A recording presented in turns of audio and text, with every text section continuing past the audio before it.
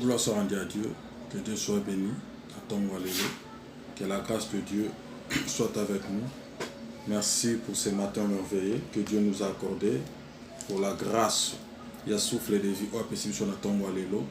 Beaucoup de gens qui n'ont pas lobby, le lobby va changer. Bakombo, bamingi va se retrouver dans l'hôpital, bamisusu, baza malade, bamisusu, bakutami na baboloko, bamisusu, babengi bango pe bibembe na tongo Alléluia. Le fundu ya nini toko kosala soki eza nzambe kaka nde abombaka biso nzambe kaka nde apretaka biso vie et par sa grâce il nous a fait grâce tozala na bomoi lelo yango wana toza reconnaissant koloba merci epa na nzambe merci pour na nkolo malgré ba circonstances malgré ba problème malgré tout mais on est là tokolemba te kosalela nkolo tokolemba te kokumisa kombo na yo po oza malamu. Le souffle de vie seulement, et la grâce, et la miracle. Il y a d'autres gens qui attendent le miracle, va payer un million. Il y a d'autres gens qui attendent le miracle, va quitter celaye, va cabelayer avion. Mais laisse-moi te dire, on peut te donner un avion sans le souffle de vie, tu ne sauras pas que avion en est. On peut te donner tout ce que tu désires, mais sans le souffle de vie, tu ne sauras rien faire. Que gloire soit rendue à Dieu pour na tongo alelo, pour na souffle de vie. Merci Nzambe Alola, merci pour na bien-aimé nyonso ba la vidéo oyo na nord, na sud, na est, na quatre coins ya monde. Merci na libotananga, merci na papa Kilumbu, mama Félix, Dandulu, na libota nyonso ya ba na Nzambe et na église ministère sans frontières, na église IPFA et kamba mibongo na apôtre Elias Pedro na bandeko nyonso oyo balanda kabiso tika nzamba pambola yo nzamba mona yo. Nous continuons notre thème to bandaki nango déjà lelo na surtout sala moi point virgule place wana pour na tout changer makambo susu et aujourd'hui toujours continuer toujours on te cherchera parce que ton absence est remarquable. Bakulukayo pour absence na yo eza remarquable. Et toza na mukanda na Juge chapitre 11 le verset 1er tu tokusuksa lelo na verset 5, 6 et 7. Totanga 3 versets oyo yango tokotia virgule pona yango. Et on te cherchera, on part tozo lobela sur Jephthé. Jephthé nenga zalaki rejeté et pas bandeko na ye, nenga zalaki rejeté na famille na ye, nenga zalaki rejeté et pas ya bandeko na ye propre oyo mona que non, je suis chez nous, je vis chez nous et donc eloko moko ya mabe et kokomelanga te. Jephthé croyait être au milieu de ses frères, croyait être au milieu de sa famille, mais tanga na yebisa yo même sous bateau yo kontaka famille na yo bango tende bazaka famille na yo. Même sous bateau yo kontaka très cher pour na yo, même sous bango bazo zela okufa lelo lobi musika. Même sous bateau yo zo betela to lozo ba ke ngai soki na sali boy na ko sala boy soki na jubo na ko sala boy bien aimé. Même sous za bango wanande balingite yo o atteindre niveau o nzamba lingi yo atteindre. Balingite yo okoma o nzamba lingi yo koma. Baza wana pona ko empêcher na misala molili na butu na moi. Tout le combat oyo na vie na yo, il faut savoir nani oyo aza peni na yo. Tout le monde n'est pas frère et tout le monde n'est pas aussi important d'être auprès de toi. Et tozo continuer na malakisi na biso otwane kolobela déjà depuis quelques jours au tozo lobela yango et aujourd'hui tozo soit Juge chapitre 11 na tanga verset 5 6, 7 et 8. Natangi na kombo na Yesu. Et comme les fils d'Amon faisaient la guerre à Israël, et les anciens des Galates allèrent chercher Jephthé au pays de Tob, ils dirent à Jephthé, viens, tu seras notre chef, et nous combattrons les fils d'Amon. Jephthé répondit aux anciens des Galates, n'avez-vous pas eu de la haine pour moi? Et ne m'avez pas vous, chasseux de la maison de mon père, pourquoi venez-vous à moi maintenant que vous êtes dans les détresses? Les anciens des Galates dirent à Jephthé, nous revenons à toi maintenant afin que tu marches avec nous et que tu combattes les fils d'Amon, et que tu sois notre chef. Et c'est lui de tous les habitants de Galade. Bien-aimé, Jephthé abotamaki na libota ya Galade. Et la Bible dit à cause il y a richesse, à cause il y a héritage. Jephthé bandeko na ye ba sepelaki na ye lisusu te. Bandeko na ye ba sala que Jephthé akende musika. Ba rappela qui est Jephthé, d'où est venu Jephthé et l'okonini Jephthé azanango, qu'est-ce qu'il pouvait faire. Donc ba rappela qui Jephthé makambo belé. Lorsque Jephthé avait entendu ces choses, ces propos, la Bible dit que Jephthé a s'éloigné à qui? On a une autre fois, notre silence, et ça l'a bien. Une autre fois, qu'on s'éloignait un peu, et ça l'a bien. Une autre fois, qu'on soit ma position moko au étalio, et ça l'a important. Et la Bible dit Jephthé a kendaki mosika. Et place Jephthé kendaki, à se rassembler dans le genre de rien. Le genre de rien baillé auprès de Jephthé. Vous savez, la fois dernière, pour Batouba Sangana na yo, Batouba yé pas na yo, il faut pas montrer quelque chose et pas na yo. Si tu n'as rien, les gens aussi ne viendront pas. Si tu n'as rien, les gens ne viendront pas. Bien aimé, même sur les mariages, même dans la vie de l'église, même dans la société aujourd'hui, chacun de nous cherche des intérêts. Yesu, Paul Lelo a gagné mon kilinion soyo. C'est parce que les gens savaient qu'il y a quelque chose. Bah, comprenez que Mouto y a quelque chose. Bah, se rassembler qui auprès naïe. Bah, kangami naïe. Akufi ne kulusu. Poisson mabiso. C'est son intérêt. C'est leur intérêt na bango. Po biso lelo bien aimé. Toza ya Yesu. À cause ya Yesu après ça qui vit naïe. Même sur le plan ya mokili au mona ba camarade mususu baza ko s'attacher na yo bazo kangama na yo, c'est parce que tu as quelque chose. Si tu n'as rien, ils ne viendront pas. Bako yate. Si tu n'as rien, ils ne viendront jamais. Bako yate ta mukulu moko. Bako yate. Vous savez, donc le monde aujourd'hui, c'est le monde des intérêts. Le monde aujourd'hui, c'est le monde des intérêts. Non, na sala boye po na basil po na ebiye pas ko sala boye po na nga. Na sala boye po na ni, même dans le voyage, c'est les intérêts. Si tu as l'argent, tu es bien. Si tu n'as pas l'argent, on va bien te. Donc, Jephthé akimi mosika ya bandeko na ye. Tangwa komi na mboka ya Tob. La Bible dit que les gens de rien ba ye ko sangana auprès de Jephthé. Ba ye pembeni ya Jephthé. Ba sangani na ye. Pourquoi bato ba ye ke pa Jephthé? C'est parce qu'ils ont remarqué que non, c'est un brave. Aza mutu moko aza na quelque chose. Il a quelque chose. Yango bien aimé na lobaki, il faut savoir ko bonte la et loko yozanango. Ce qui est en toi est très important. Ba ko lukayo à cause ya eloko yozanango. Si tu n'as rien, on ne te cherchera aussi jamais. Alors, souvent, dans le monde où tu as lelo, tu as place pour la bonté. Place pour la bonne et dans ta vie, il faut chercher à être excellent. Na manière no koloba, il faut être excellent. Na manière no musala, il faut être excellent. Si au kangakao, sala ke loko moko boy, luka ozala excellent ne loko wana. Si tu es excellent, les gens te chercheront. Parce que en toi, il y a quelque chose. En toi, il y a quelque chose de l'important. Batouba Lukayo. Si tu as quelque chose. Bible dit, les gens de rien vont se rassembler auprès naïe. Tant va se rassembler auprès naïe, bani ko sala ba excursion na bango, bani ko sala bani ko sala. La Bible dit, et si kaba israélite batikala ki pays, place batikala ki na mboka ya Gad.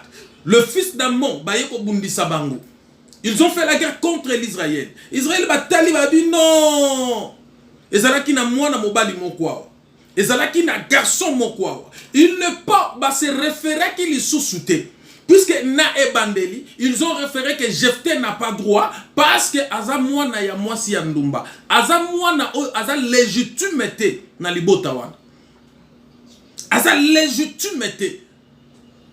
Sa mère était une prostituée. aboti na Galad. Mais bana Galad abotaki pe bana mususu na femme légitime na ye. Ils ont rappelé cela à Jephthé. Et la Bible dit tango bitumbeye ndongo, tango bitumbeye makasi, va recourir vers Jephthé. Ils sont allés chercher Jephthé. Tango ba combien pas Jephthé azalaki, ils ont pris la parole. Ils dirent à Jephthé, viens, tu seras notre avant Wana. Les anciens de Galate allèrent chercher Jephthé au pays du Tob. Bakeko Jephthé na pays à Tob. Les anciens, oyo bakataka makambo, oyo bavandelaka makambo. Vous savez, ezaka mingi na makambo mabala. Omona ba mikolo nde bavandaka po babeta mankonzo, po baloba, po basilisa makambo. Ba mikolo, les anciens, les gens qui ont la sagesse, puisque un ancien doit avoir la sagesse et l'intelligence. Un ancien, ce n'est pas quelconque non. Si on parle des anciens, ils ont bateau bayebi loi, bateau bazan intelligence, bateau bazan sagesse. Ils ont cette capacité de conseiller. Bakeko Luka Jephthé. Bakeko Luka Jephthé. Pourquoi Bakeko Luka Jephthé? C'est parce qu'ils ont compris qu'en Jephthé, il y a quelque chose. Bien aimé, Bako Luka Yote, si tu n'as rien, on te cherchera que si il y a quelque chose. Et que c'est quelque chose ne doit pas être caché, mais c'est quelque chose, les gens doivent les voir, doivent reconnaître ce que tu as. Il faut pas reconnaître l'oko yozana, il faut pas reconnaître on ne te cherchera jamais. On te cherchera parce que ton absence sera remarquable. Pour absence n'est pas remarquable, c'est parce que tu faisais quelque chose et tu ne le fais plus. Yango batuba lukayo. On te cherchera. Bako lukayo. Bako lukayo. Écoutez, la Bible dit, bah ancien bah keye pas à Jephthé. Il dit à Jephthé, viens. Dans verset 6, viens. Tu seras notre chef et tu combattrons. Et nous combattrons les fils d'Ammon. Jephthé répondit aux anciens de Galad. N'avez-vous pas eu de la haine pour moi? Tout ce qui nous dans le premier paragraphe, il y a verset 7. Jephthé savait que Nengenga Nabimi, bato bako kote langa, bato bako kata makambo, bazalo kola ba juge ya mboka, ce sont des anciens. Mais ils n'ont rien dit. Et moi aussi je n'ai rien dit. Na bendani na ngake kapo na éviter ko insister mingi na lobaki eben na kamakambo ebele. Ko insister mingi liwa ekokuta peyo sur tous les plans. Na musala, na libala, na église, na makamunyo so insistant sur que l'équipe okokufa. Une autre fois il faut se retirer. Et c'est très important, se retirer un peu. Et c'est très important. Jephthé ici bango le bien. Katabino bancien. Est-ce que besoin qui motema mabete contre ngai? Bokoti ce qui motema mabete contre ngai. N'avez-vous pas eu de la haine pour moi? Et ne m'avez pas vous chassé de la maison de mon père? Le même gens, oh bah chassa qui Jephthé, ce sont des mêmes gens. Bah recourir bah que non, il a quelque chose. Il faut tout le cas. Bien aimé ce qui montazo salon mabe, tika salon mabe en public. Tika batonga yo, balobelo mabe en public. Un jour, tango koyana pardon. Pour offrir rien longi. Bilom eza ça la vengeance c'était, mais pour rappeler. Oui, tant bande quoi Joseph pas koutane na Joseph. Bango moko. Conscience na bango ezongaki. Conscience na bango ezongaki. Ils avaient même peur. Nini kokomela biso. Joseph a kosala nini. Joseph a kozong saboy. Joseph aime soit kobomba biso. Awa sa koyi mokonzi. Awa sa komi boy. Non. La vengeance eza nzambe. Sala nonga mabe.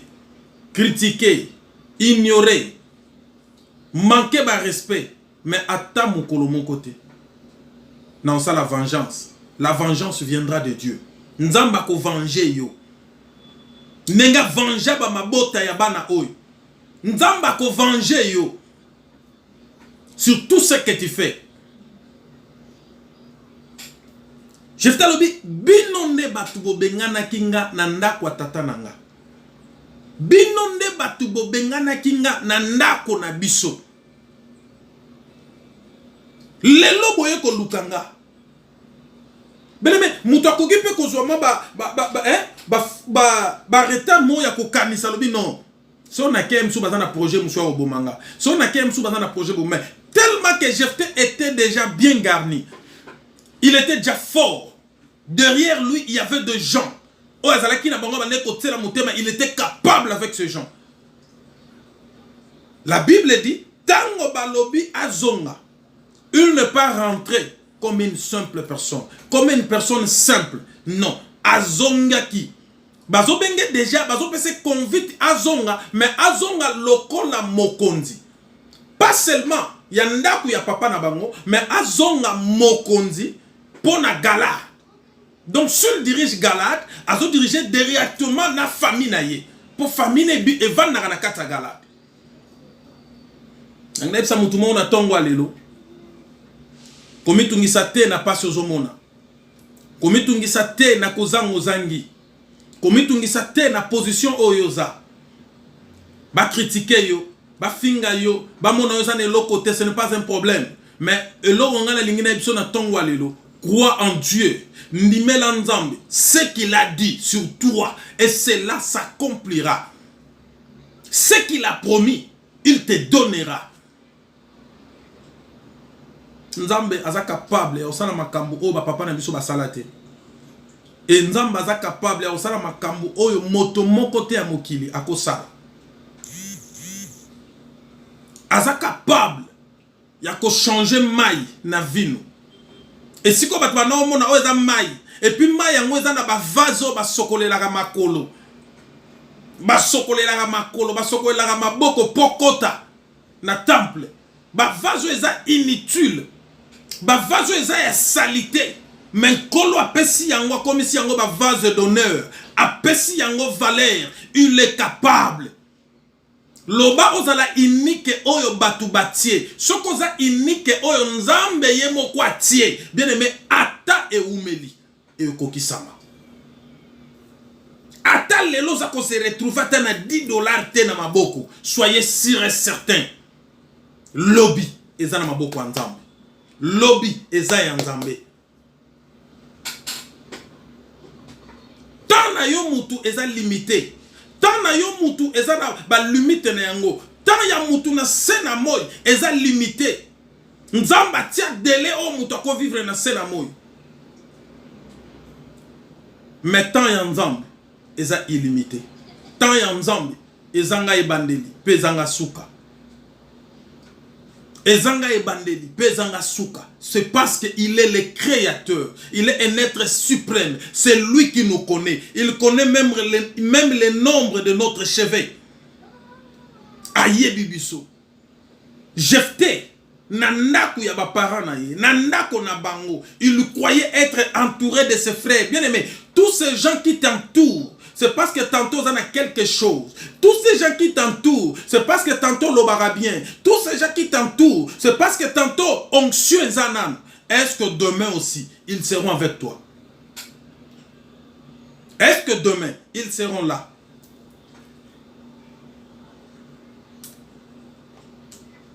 Quelqu'un qui veut aider autre. Moutou a lingo aider moutou.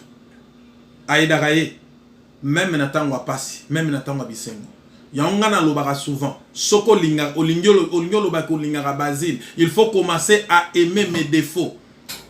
Ceux qui ngana lingi ba défaut na yo, na ko supporter yo. Azala na ebongo tika bolanda te, azana e mutubia au continue. Donc c'est ça. Ozo minimiser les défauts pour otombo la ba qualité. Mais ce que moni mutu, o atombo la ka ba défaut, a minimiser ka ba qualité. Donc ce n'est pas une personne. Il y a bien. Lui chez lui, ezaka makambo yo wana ya mona, makambo yo wana ya yoka, oyo wana ye akanisaka yango wana nde vandi na mutuna ye. Attention na lolenge ya bato. Jephté ayebisi ba ancien lobby binonde. Vous étiez là lorsque j'étais chassé chez mon père. Vous étiez là des témoins. Puisque rien ne se passait na kata Israël sans pour autant les anciens soient là. Bien aimé, tika ba salo mabe na miswa batu. Tika ba humilier yo na miswa batu. Tika ba dénigrer yo na miswa batu. Ce n'est pas un problème. Mais lobby, ba oya ko luka secours na yo. On te cherchera parce que absence na yo et cause à l'important. Absence na yo et cause à l'important. Et cause à la remarquer. Ba tout le monde a que non, il n'est pas là. Si il était ici. Soki azala kiawa. Le babé télévision le solo moko ça donné et puis ça vient na motema. Pasteur en vie, tout le monde. Baba neko ya na ba aide. Ah, bazo pesa. Le pasteur est mort, sa femme est restée. Motulisu ta ko poussa na même pembeni ya pasteur. Ya moi si na ba na pasteur azaki le shooter. Et moi si ya pasteur comme ça la bondumba. Sali bondumba pour nani c'est parce que l'homme important oyo nzamba tiaki na vie na ye azal suwana te bien aimé, on te cherchera parce que ton absence sera remarquable. On te cherchera. Jephté à se retirer dans le pays à Tob, là où il ne connaissait personne. Mais les gens reconnaissent que Jephté avait quelque chose. Même les anciens d'Israël, même ses frères, ceux qui se précipitaient, qui, je ne sais pas l'idée, est venue de leur mère, je ne sais pas l'idée, est venue de leur frère aîné, mais idée wana, Jacob Bengana Jephté, c'est parce qu'ils ont remarqué que Jephté a quelque chose. Azana forme ya bravoure, moko lelo soy papa koufi, yeka kanako diriger le soubiso. Mais ils ne savaient pas. Ceux qui nzamba pointa yo, ceux qui nzamba tia lembo na via motowana, ata motowana souffrir 80 ans. Avant Koufa 20 ans où etikali ya ko régner. 20 ans où etikali ya ko régner pas ko tika makamwa bien na descendance na ye. Ata souffrir 60 ans dans sena moy bando botama tchoko 60 ans tu n'as rien. Ben mais ko désespéré te simba nzambe na bomo tant que tu vis encore, il y a encore de l'espérance. Tant que nous sommes en vie, il y a encore de l'espérance. Tu es capable de faire quelque chose pour toi. Jephté ici ancien lobby nga binonde. Vous étiez là. Vous allez qui wana. Vous bengani nga na wa papa nanga. Et pourquoi vous venez? Pourquoi vous venez à moi? Question est qui pona nini boye pananga. Maintenant que vous êtes dans la détresse. Si vous avez un problème, vous avez un souci, vous avez secours ya Basile, non. Secours ya Jephté, non. Ben mais somme talinga yo lingo na tango bisengo. Fala kisango. Na tango na bisengo no tango akomi na pasi na komo la kisaka linga ko non, il faut la kisango sur tous les temps. Na moment nyonso moment azana mbongo, aola kisaka linga kayo. Moment ope azangi, aola kisaka linga kayo. So moni mutu mwa linga ko périodiquement. Tango pesi ya lingiyo, tango pimeli ya iniyo. Bien aimé, aza mutute. Aza mutute. Aza muto, il faut éviter na vie na yo.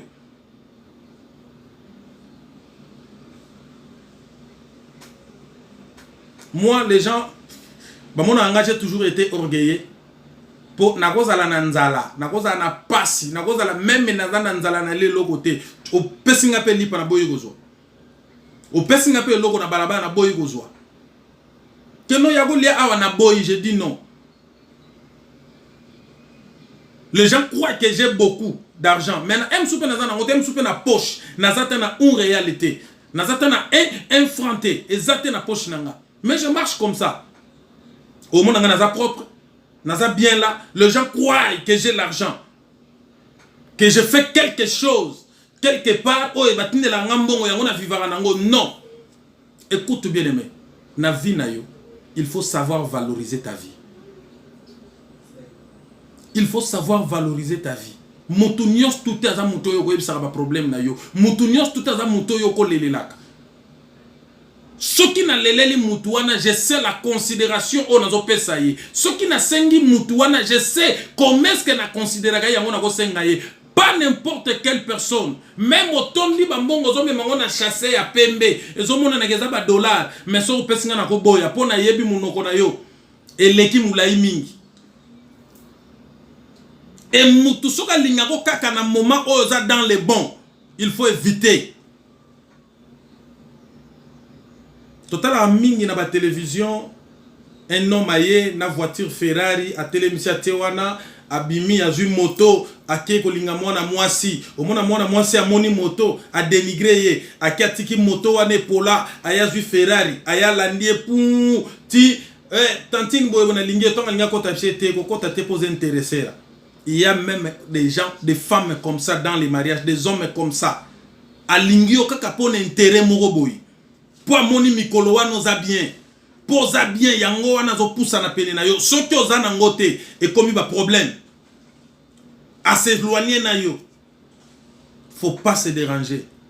Jefté ami bendaki akesika bateau bazane lokote na bandela zéro na bateau bazane lokote bien aimé il faut autrefois risquer ta vie okende na bisika oyo au moins benake awa na bandela zéro réputation à zéro et femme à zéro quoi kistar na yo à zéro makamunyosho à zéro bandeli à zéro bateau ba yebi kozane loko soko démontrer aux akati na yo mais on te valorisera bako valoriser au lisusu on te cherchera parce que ton absence sera remarquable bateau ba luka ba bake azalaki awa soki azalaki ande makambo comme libisote les anciens baké ko luka jefté pourquoi venez-vous à moi maintenant que vous êtes dans la détresse bozoye pananga sikoyo obo komi na mawa neboye pananga.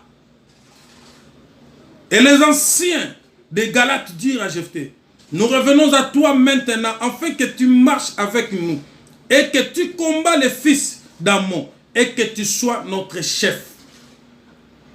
Et que tu sois notre chef, celui de tous les habitants de Galade. Ce qu'on place de tous les habitants de Galade. Ben mais soko zalaka déjà mutu. Ozalaka mutu. Même aux animaux on a minute wana mais lokolo zalaka mutu, o continue kozala mutu. O continue kozala mutu. Parce que dans on likambo temps. Bible lobby awa bango moko ba signifier bien. Qu'ils ont signifié, banen ba signifier ça ba ancien. Ba lobby ozala chef na biso, obundisa le fils d'Ammon. Et puis ozala chef ya toutes les Galades. Galade mobimba, yondo koma mokonzi, yondo diriger yango. Et nabando tuna sikoyo. Où étaient les frères de Jephthé? Où était la maison? Ya papa ya Jephthé, na maman ya Jephthé. Bande ko ya Jephthé. Est-ce que bazala ki li bande ya Galade, ton a kati ya Galade? Bien aimé, laisse-moi te dire ce qui est en toi et au sala ke régner. Ce qui est en toi et au sala ke bato li banda ba yeba ke yoza. Ce qui est en toi et au sala ke même ba voisin na yo ba comprendre que tu es. Oh yoza. Ko se forcer te bato ba reconnaître ka oh yoza. Salaka oh yo nongo salaka wana nenge nzamba la kisa osala continue ko sala yango. Les anciens de Galade, batte koluka Jephthé, balobi yonde. Oh, nanda ko ba Jephthé, il y avait aussi ses frères. Dans ta famille, il y a aussi tes frères. Mais pourquoi seulement toi? Question ngana tuna ka chaque temps. Pourquoi seulement moi? Pona nini kaka yo? Ne batu bayaka ko senga refuge. So ba lingi mbongo.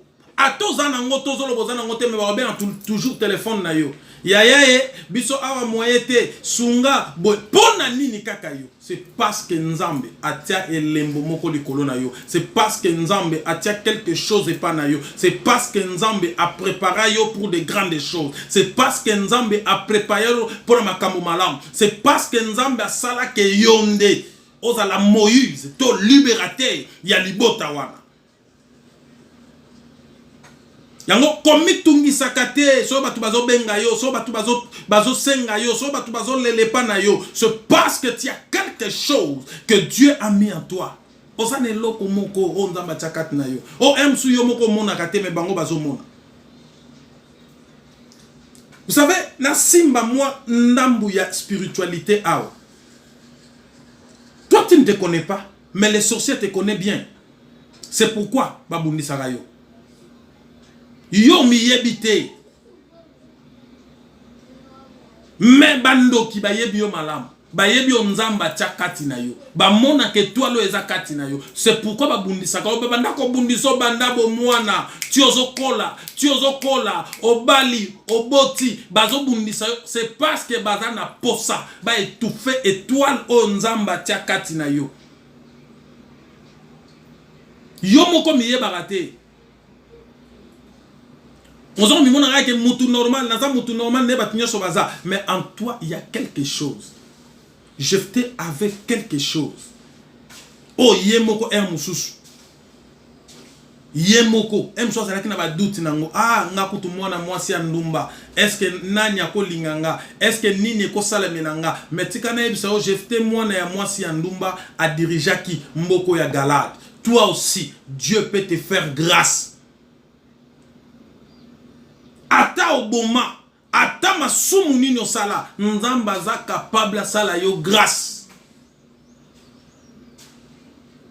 Asala yo ngolu, lobi batu batanga kombo na yo, lobi batu ba lobi la kombo na yo. Eza posa motema na yo te, eza pe makanisi na yo te, ce n'est ni par ta force, ni par ton courage, ni par ce que tu penses, mais c'est par la grâce de Dieu. Lui qui nous aime. Yeo alinga rabiso, nasala rabiso ngolu. Tikana biso mtozola nanga bien aimé. Jephté a passé ki ba moment ya difficulté, ba moment ya pasi, ba moment oyo, ceux qui bato mususu, akoyi pe okende komi diembika, abibomi, bato mususu, akoyi pe komi kende, akoyi pe komi sala mabe, mais Jephté, alors ki non, il faut na se valoriser, à s'éloigner. Quelque part, et si kabatu ya bazane lo côté bazalaki, Jephté se rassembler na bango, à sangani na bango, à vivre na bango, à vandi na bango, après avoir ko vanda na bango. Tango vandi na bango. Bible lobi kuna bitumbe koti. Ba recourir quelque part à Jephté. Tika na ebisa yo. Bato mususu ba roye pa na yo. Alngara ya na moyi, makoyi ko ya na moyi te. Aye na butu. Pona nino ye na butu. Abi non. Nazwa ki tante na moi. Nazwa ki tante. Yango na moni ero na ya koluka yo te bien aimé. Aye ya ko bomba na. Po ayebi ka finga kayo. Ayebi ka chola kayo. Ayebi ka lobaka mabe na yo liboso na batu. Siko moyen aye atango batu bako mona ye. Aye ko senga secours pa na yo. Aye ko senga aide pa na yo batu bako seka ye. Yango aye na butu. Yo komitungisa te. Aide ye. Pesa ye. Sunga ye. La vengeance est de Dieu. La vengeance est de Dieu. Vengeance est la nzambe. Koko mano mutema mabete po na batu te. Po ya sala kinga boye. Po wana kuna pa sala kinga boye. Po bazila sala kinga boye. Kinganya sala kinga boye. Tikanga na koma mutema mabe. Na lingal su batu te bene me mutema mabe ba yeko la yango te. Motema mabe ba yeko la yango te. Soko botama motema mabe oza motema mabe. Soko botama pe motema mabe te. Jamo ko tika la ko motema mabe po na batu. Ko imiter mabe te. Po basala ki yolo komo songolo te. Remercier Nzambe. C'est parce que Nzamba pesio ba capacité wana ya ko leka likolo. Beneme, nalobaka souvent hein. Ba invejoso. Azo critiquer oyo sala. Azo critiquer oyo sala. Mais problème na yeza tango azo tala. Azo critiquer suka nango awbana ko imiter azo luka koma neti yo invejoso mutu azana inveja kati na ye aza mutu o aza ko envier yo aza mutu a lula ka oyoza fallait yende azala fallait yenda koma place wana donc son problème ezande ye a lula ka position oyoza mais tikana ebisa yo ba invejoso au koma jamais yo au koma jamais oyo zali au koma jamais na place na yo pe ata mukolo moko te au tikala ko sala makambo yo salaka yo ozala toujours na pas ya avance liboso na ye Ceux qui ont voyagé, ils sont voyagés. Ceux qui ont asala, ceux qui ont so sala yango. Donc, ils n'a pas y avance libosone à côté kalaka jamais kokoma lokola yo. Les frères de Jephté, que ils ont droité. Ils ont droité. Pour maman nous a moi c'est un lumo koko hérité na bisoté. Oko vanda wate. Son papa koufi ils ont droit et l'autre côté. Jephté s'est retiré. À se retirer. À Kenaye. Mais Jephté est parti. Jephté est parti. Bango batikali. Tango batikali. Circonstance moko nzamba créaki. Pona ko tombo la Jephté bien aimé dans ta vie il ne faut jamais collègue saka opportunité. Ba circonstance. Et dans ba circonstance monsieur zo comme na vie na yo. On nzamba zo créer lelo. Et saka uniquement pour ba reconnaître ce que toi tu es. Pour ba reconnaître oyo nzamba tiakati na yo. Pour ba reconnaître oyo yo zali. Comme tungi sarate nzamba yebi yo. Nzamba yebi yo. Personne a projet ya malamu. Bible le bien le Dieu que nous servons.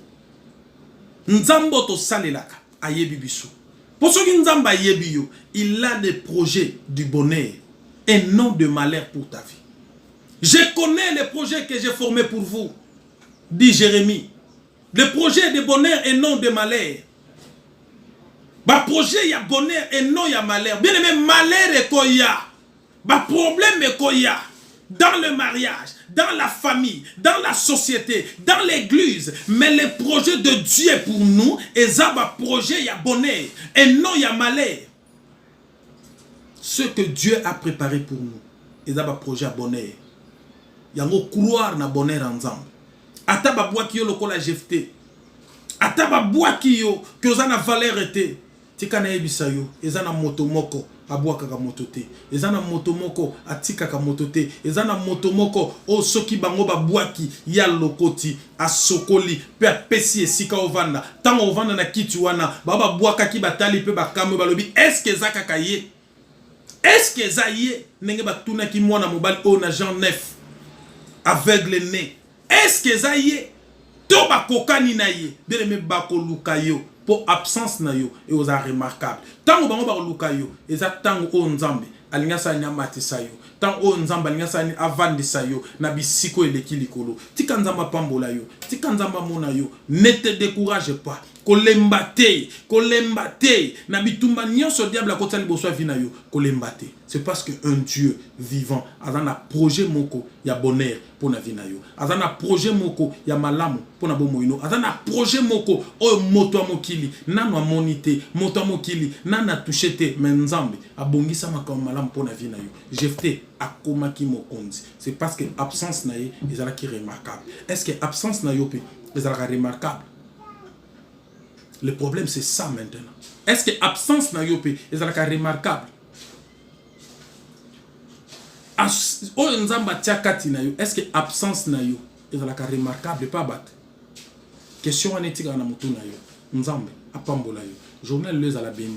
Grâce à Nzambe à la partage abo mo na yo, tokutani lobby na même chaîne, na même perfil na air kaka oyo Nzambe lola amona yo pe apambola yo. Amen.